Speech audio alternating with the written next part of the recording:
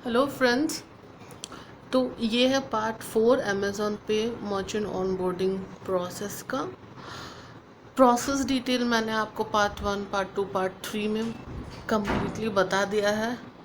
ये जस्ट एक ब्रीफ और क्रिस्प डूज और डोंट के लिए वीडियो बनाया है मैंने, और इसमें कुछ मेजर हाइलाइटेड पॉइंट्स मैं बताने वाली हूँ जिससे कि आपको हेल्प होगा कि आप जब ऑनबोर्डिंग कर रहे हैं तो आपसे कोई मेजर मिस्टेक ना हो। तो शुरू करते हैं।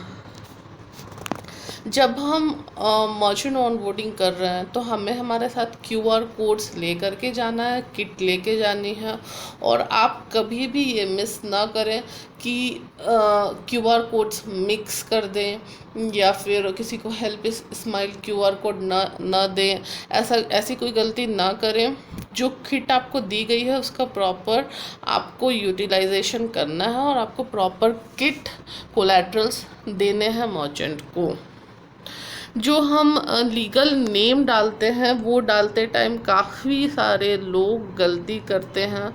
तो legal name on terms of condition page जो है साइन अप के टाइम पे जो डालते हैं वो हमें बहुत ही ध्यान से डालना है। और जो नाम हम डालते हैं वो हमें देखना है कि बैंक अकाउंट से जो मर्चेंट का नाम है वो मैच हो। आप अलग नाम नहीं डाल सकते हैं। तो ये चीज़ें हमें जो जो और जिस स्टेप पे हम दुकान का नाम डालते हैं या फिर जहाँ पे हम बिज़नेस ओनर का नाम डालते हैं तो हमें नाम की स्पेलिंग, एड्रेसेस की स्पेलिंग सब कुछ सही से डालना है। उसके बाद लास्ट पेज पे जब हम यूपीआई आईडी इनेबल करते हैं वहाँ पे हमें बिज़नेस नेम डालना रहता है। तो वो बिज़नेस नेम जो शॉप नेम के ऊपर यानी जो बोर्ड लगी होती है दुकान के बाहर उस पे जो दिखाई देता है हमें एग्जैक्टली वैसे ही डालना है।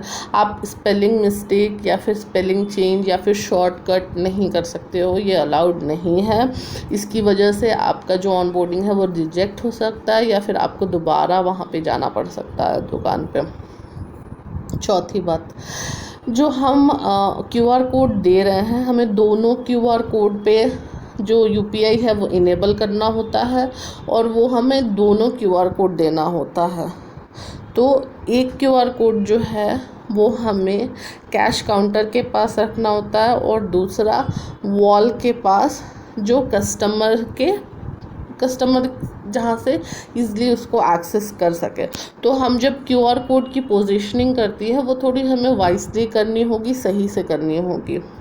उसके बाद जो एफओएस हैं उनको हमेशा उनके साथ एक मार्कर कैरी करना है, परमानेंट मार्कर, क्योंकि उनको जो क्यूआर कोड है उसके ऊपर दुकान का नाम लिखना रहता है, वो कंपलसरी है। ये मैंने फर्स्ट पार्ट के वीडियो में भी बताया है, सेकंड में भी और थर्ड में भी बताया है।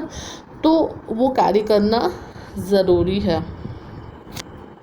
उसके बाद जो 1 रुपये का ट्रांजैक्शन होता है जो एफओएस अपने मोबाइल से क्यूआर कोड स्कैन करके मर्चेंट के मोबाइल में करता है, which is known as penny drop transaction, वो भी बहुत इम्पॉर्टेंट है और वो भी करना ज़रूरी है। उसके बाद जब वो ट्रांजैक्शन हो जाता है तो वो अमाउंट क्रेडिट हुआ है या नहीं, ट्रांजैक्शन के बाद जो मर्चेंट है उसको उसका एसएमएस आया है कि नहीं, ये चीज़ एक बार क्रॉस चेक करना मर्चेंट के जो मर्चेंट है उसके मोबाइल में बहुत ज़रूरी है। तो एफओएस को इसके लिए शायद 10 या 15 सेकंड लगेंगे, लेकिन एफओएस को ये चेक कर लेना चाहिए। अच्छा, FOS should provide training to the merchant on 3 important things.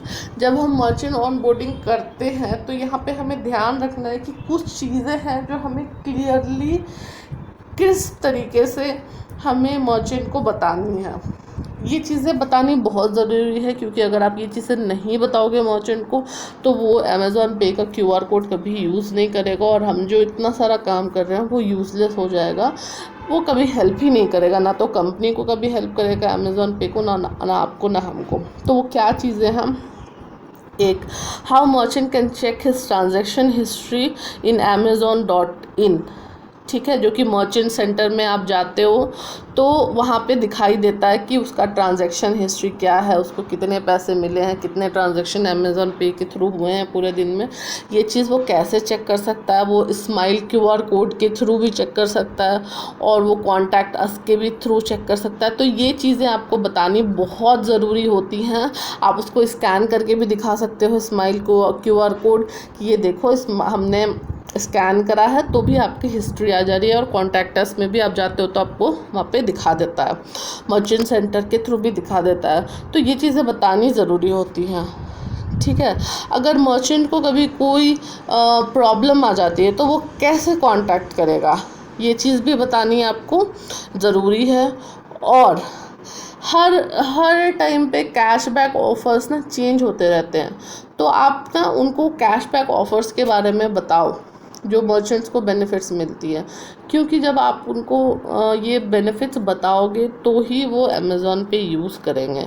ये सारा एक्सप्लेनेशन का टाइम शायद ज़्यादा से ज़्यादा 2 मिनट लगेगा, लेकिन ये 2 मिनट जो है हमारे लिए बहुत इम्पॉर्टेंट है। अदरवाइज़ ऑडिट के टाइम पे जो आपने ऑनबोर्डिंग की है वो रिजेक्ट हो सकता है। तो इस रिजेक्शन से बचने के लिए और ताकि इन्फॉर्मेशन सही कन्वे हो, आप ये चीज़ें कन्वे करिए मर्चेंट को।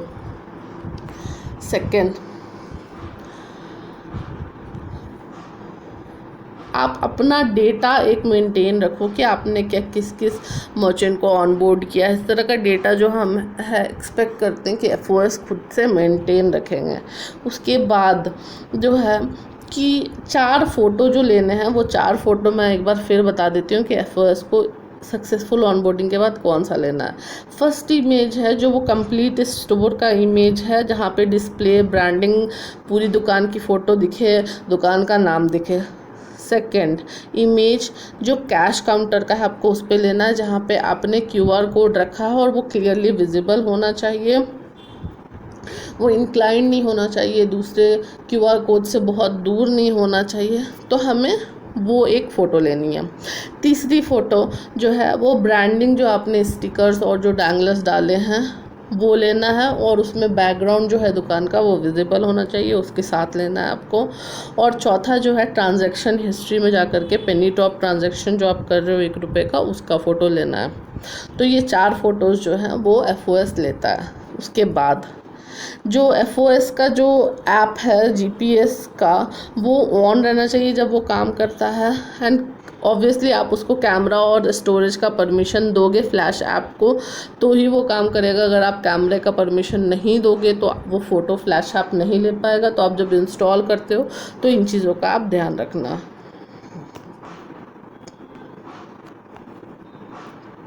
उसके बाद मैंने आपको बताया था कि कुछ प्रेफर्ड कैटेगरीज़ हैं और कुछ प्रेफर्ड कैटेगरीज़ नहीं हैं।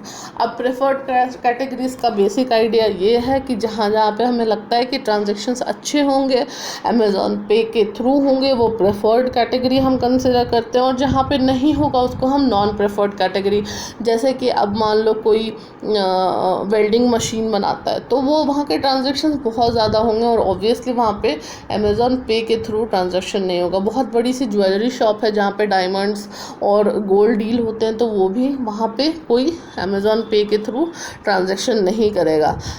टूर्स एंड ट्रैवल्स में आप यूजुअली अगर ऑडिट से के तहत कॉल जाता है उनको, तो वहाँ पे वो लोग सही से जवाब नहीं देते, तो हम बोलते हैं कि आप वैसी दुकानों को मत ऑनबोर्ड करो। उसके बाद यहाँ पे हमने रिस्ट्रिक्टेड लिस्ट आपको बताई है, आप एक बार देख सकते हो। अगर रिस्ट्रिक्टेड लिस्ट में कोई प्रॉब्लम हो तो आप बताना। यहाँ पे एक बेसिक डिटेल हमने दी है कि रिस्ट्रिक्टेड लिस्ट क्या क्या है। इसके बाद आप फ्ली मार्केट जो होती हैं, जो टेम्पररी, मतलब जो मेला लगता है या फिर एग्जीबिशन लगता है, वहाँ पे जो दुकानें होती हैं आप उसको ऑनबोर्ड ना करें, क्योंकि उनका कोई परमानेंट ठिकाना नहीं होता है, वो मूवेबल है। इस तरह की दुकानों को हम प्रेफर नहीं करते हैं। उसके बाद अगर कोई ऐसी दुकान है जो टोबैको, सिगरेट, चाय, इस तरह की चीज़ों से डील करती है, तो आप उसको बेशक उसको आप ऑनबोर्ड कर सकते हैं, लेकिन वो एक फ़िज़िकल दुकान होनी चाहिए। जो बेसिक हमारा कैटेगरी, जो बेसिक हमारी रिक्वायरमेंट है वो फुलफ़िल होनी चाहिए वहाँ पे। उसके बाद Don't onboard any merchant directly by enabling the UPI handle and without using ingress QR code। ये मैंने आपको पहले भी समझाया, फिर बताती हूँ। इसके बाद डोंट मैं आपको एक बार बता देती हूँ कि अगर कोई पहले से ही ऑनबोर्डेड है दुकान वाला या फिर रिस्ट्रिक्टेड कैटेगरी से है तो उनको ऑनबोर्ड मत करिए आप। तो यही था एक बेसिक सा डिटेल्स जो मैं आपको बताना चाहती थी। मुझे उम्मीद है कि अब आपको पूरा प्रोसेस क्लियर हो गया होगा।